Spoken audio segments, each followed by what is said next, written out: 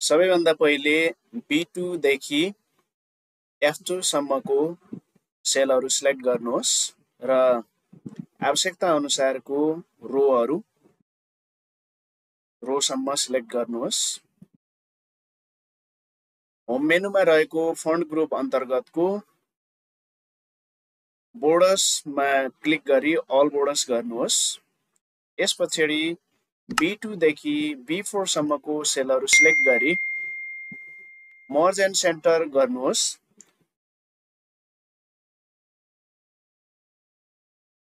Roll number type गर्नुहोस्।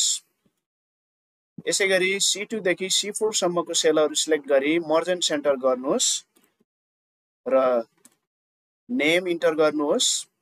E2 देखि F2 सम्मको सेलहरू सिलेक्ट गरी मर्ज एन्ड सेन्टर गर्नुहोस् र विषयको नाम इन्ट्री गर्नुहोस्।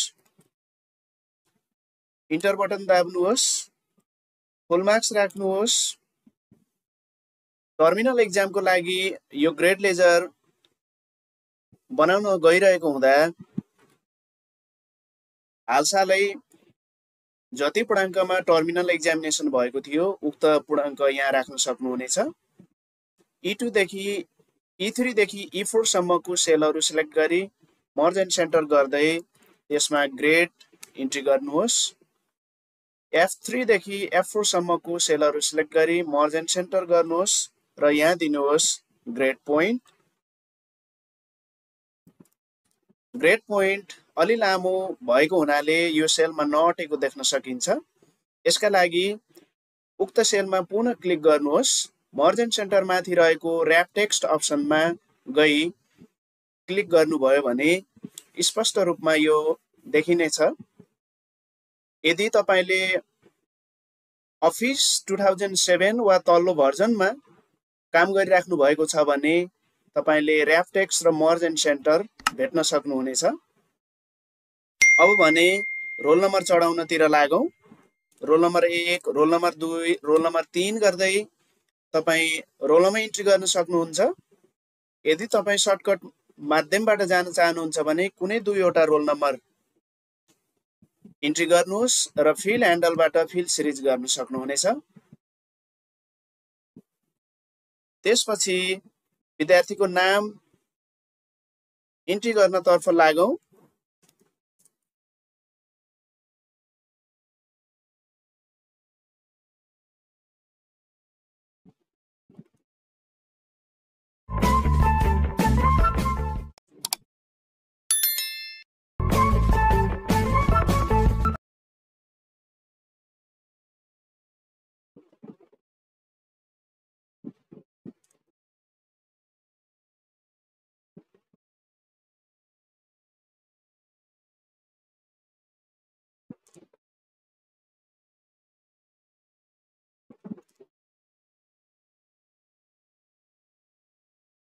विद्यार्थीको नामहरू इन्ट्री गरिसक्दा तपाईहरुले विद्यार्थीको नाम उक्त सेलमा नअटाएको देख्न सक्नुहुन्छ। यसका लागि C र D बीचको कोलमको बीचको धर्कामा कर्सर लैजानुस् र दुईचोटी क्लिक गर्नुस्। अटो एडजस्टमेन्ट हुन्छ र नामहरू प्रष्टसँग उक्त सेलमा अटाएको देख्न सक्नुहुन्छ। यसपछि भने हामी विद्यार्थीले प्राप्त गरेको अङ्क इन्ट्री गर्न गइरहेका छौं।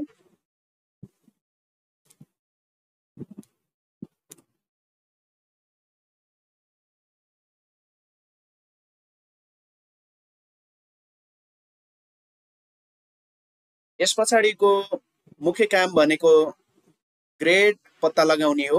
त्यसको लागि हामी लजिकल रिजनिङ अन्तर्गतको इफ फर्मुला लगाउनु पर्ने हुन्छ। त्यसको लागि ग्रेड निकाल्नु पर्ने सेलमा क्लिक गर्नुहोस्, बराबर चिन्ह दबाउनुहोस् र इफ लेख्नुहोस्। इफलाई डबल क्लिक गर्नुहोस् अथवा किबोर्डबाट ट्याब बटन थिच्न सक्नुहुनेछ। विद्यार्थीले प्राप्त गरेको अङ्कलाई पूर्णाङ्कले भाग गर्दा यदि आउने भ्यालु 0.9 अथवा 0.9 भन्दा ठूलो अथवा 0.9 सँग बराबर हुन्छ भने त्यति बेला हामीले ग्रेड A+ दिनेछौं। पूर्णाङ्कको सेल चाहिँ फिक्स गर्नको लागि डलर चिन्ह दिनुहोस्। यसैगरी फेरि पनि इफ प्रेस गर्नुहोस्। विद्यार्थीले प्राप्त गरेको अङ्कलाई पूर्णाङ्कले डिभाइड गर्दा यदि भ्यालु 0.8 अथवा 0.8 भन्दा ठुलो आउँछ भने त्यति बेला हामीले ग्रेड दिन्छौँ ए। पूर्णाङ्क रहेको सेललाई फिक्स गर्नुहोस्। त्यसका लागि डलर चिन्ह दिनुहोस्। अब यही फर्मुला म्यानुअल्ली गर्दा अलि टाइम लाग्ने हुनाले मैले तयार पारिसकेको यो एउटा फर्मुलालाई कपी गरेर पेस्ट गर्दैछु। कन्ट्रोल सी कन्ट्रोल भी। अब यहाँ रहेको भ्यालु मात्रै परिवर्तन गरिदिनुहोस्। 0.7 आएमा ग्रेड हुनेछ बी प्लस। फेरि पनि कन्ट्रोल भी गर्नुहोस्। 0.6 आएको अवस्थामा ग्रेड हुनेछ बी। यसैगरी 0.5 आएको अवस्थामा ग्रेड हुनेछ सी प्लस।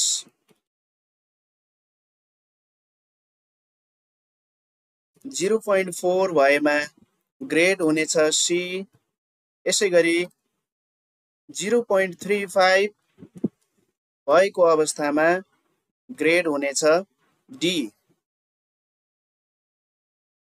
यदि ग्रेडिङ नभएको अवस्थामा हामी एनजी नन ग्रेडिङ गर्नेछौँ।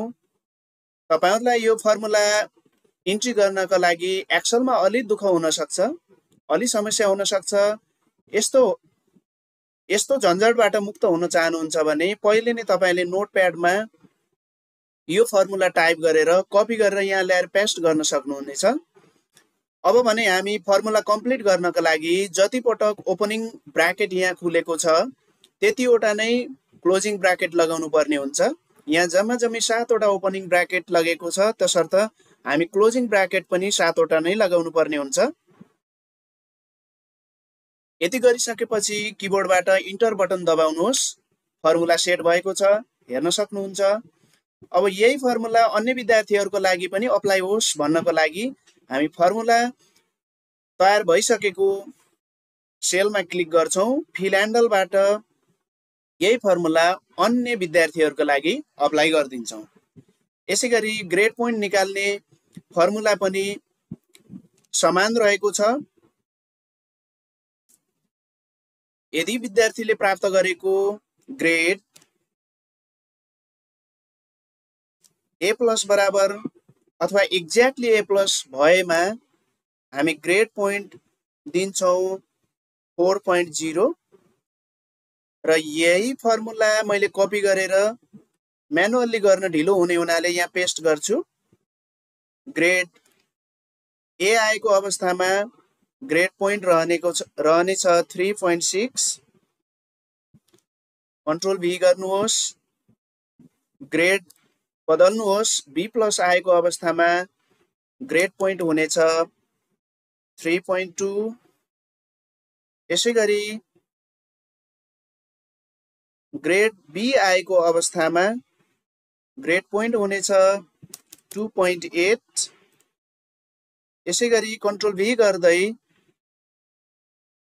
ग्रेड चेन्ज गर्नुहोस्। सी प्लस आएको अवस्थामा ग्रेड पोइन्ट हुनेछ 2.4। कन्ट्रोल भी गर्नुहोस्। पेस्ट भएको छ फर्मुला। ग्रेड चेन्ज गर्नुहोस्। ग्रेड सी आएको अवस्थामा ग्रेड पोइन्ट रहनेछ 2.0। यसैगरी ग्रेड डी आएको अवस्थामा ग्रेड पोइन्ट रहनेछ 1.6।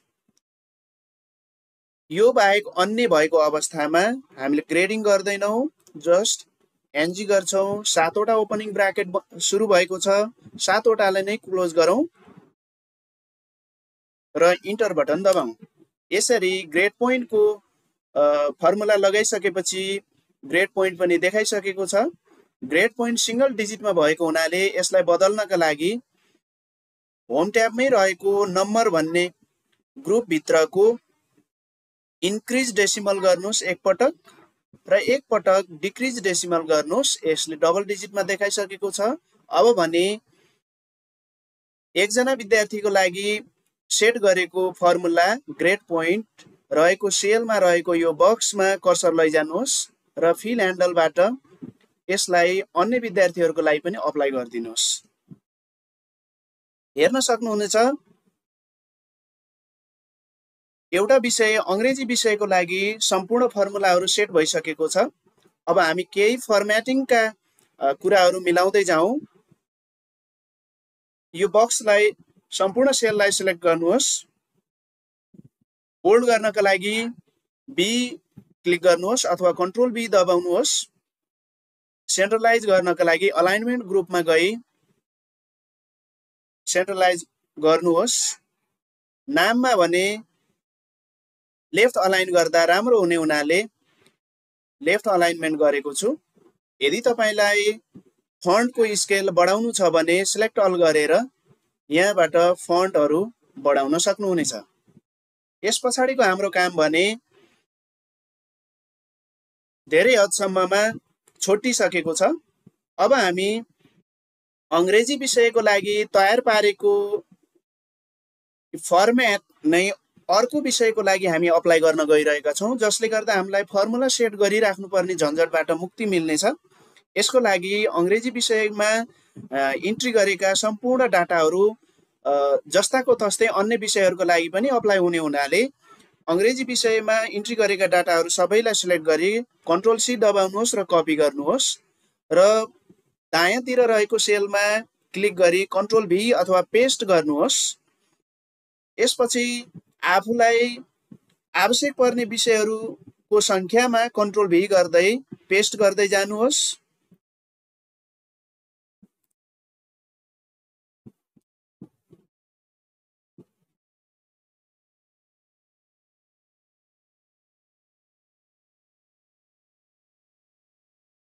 यस पछाडिको काम भनेको विषयको नाम परिवर्तन गर्ने मात्रै रहनेछ।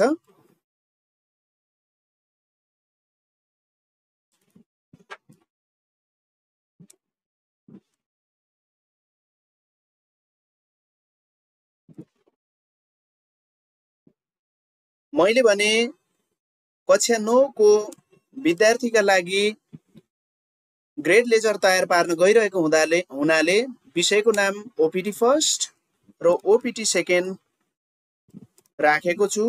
तपाईहरुले आफ्नो आवश्यकता अनुसार विषयको नाम बदल्न सक्नुहुनेछ। यदि तपाईले विषय अनुसार फरक रङ दिन चाहनुहुन्छ भने सिलेक्ट गरेर फिल कलर गर्न सक्नुहुनेछ, जसले गर्दाखेरि तपाईको ग्रेड लेजर अलिकति आकर्षक देखिनुको साथसाथै अंक चढाउनका लागि पनि काम गर्नका लागि पनि सहज हुनेछ। यदि तपाईको प्रिन्टर ब्ल्याक एन्ड व्हाइट छ भने त्यसका लागि भने प्रिन्ट गर्ने सन्दर्भका लागि तपाईले कलर फिल नगरेकै राम्रो, किनभने ब्ल्याक एन्ड व्हाइट प्रिन्टरमा कलर फिल गर्दाखेरि ग्रेड लेजर अलिकति धमिलो आउने समस्या हुन सक्छ।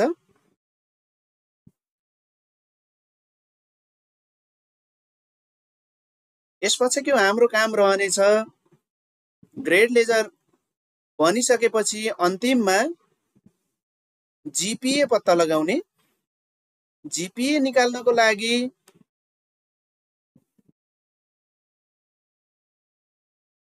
अन्तिम विषयको पछाडिपट्टिको सेलहरू आवश्यकता अनुसार सिलेक्ट गरी अल बोर्डर्स गर्नुहोस्।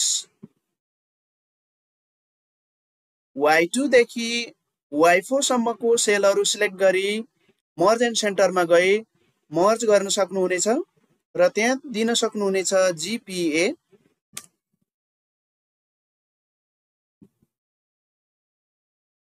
GPA लाई बोल्ड गर्न सक्नुहुन्छ, GPA लाई सेन्ट्रलाइज गर्न सक्नुहुनेछ। यस पछाडि GPA को लागि पनि हामीले फर्मुला सेट गर्नुपर्ने हुन्छ। GPA को फर्मुला सेट गर्नुभन्दा अगाडि तपाईहरुले कुन कक्षाको कुन विषयको क्रेडिट आवर कति हो भन्ने यकिन गर्नुपर्ने हुन्छ। क्रेडिट आवरलाई ग्रेड पोइन्ट सँग क्याल्कुलेसन गरेर हामी GPA निकाल्ने गर्दछौं। त्यसका लागि सबैभन्दा पहिले बराबर चिन्ह दबाउनुहोस् र ओपनिङ ब्राकेट खोल्नुहोस्। यस पछाडि पहिलो विषयमा विद्यार्थीहरूले प्राप्त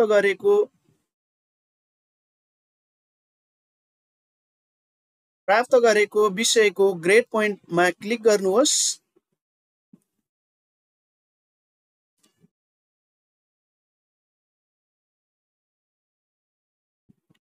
उक्त ग्रेड पोइन्टलाई अंग्रेजी विषयको क्रेडिट आवर 5 रहेको हुनाले इन्टु 5 गराउनुहोस्। प्लस चिन्ह दबाउँदै दोस्रो विषयको ग्रेड पोइन्ट लिनुहोस्। यसमा पनि इन्टु 5 गर्नुहोस्। प्लस चिन्ह दबाउनुहोस्। गणित विषयको ग्रेड पोइन्ट लिनुहोस्, क्लिक गर्नुहोस् र यसलाई 5 ले गुणन गर्नुहोस्। यसैगरी साइन्सको ग्रेड पोइन्ट